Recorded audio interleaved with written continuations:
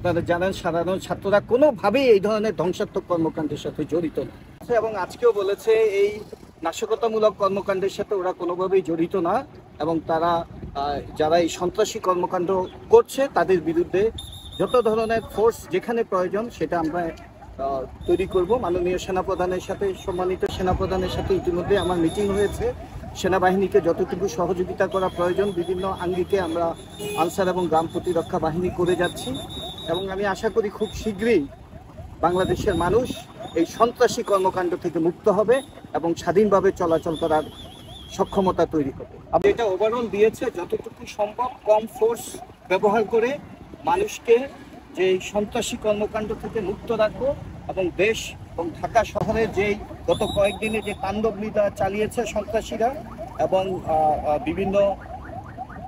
political অর্গানাইজাররা যেভাবে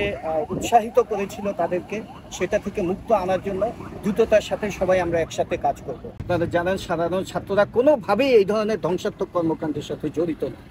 এবং সাধারণ এই যে কোঠা বিরোধী আন্দোলনের সাথে যারা ইনভলভ, মাননীয় প্রধানমন্ত্রী থেকে শুরু করে সকল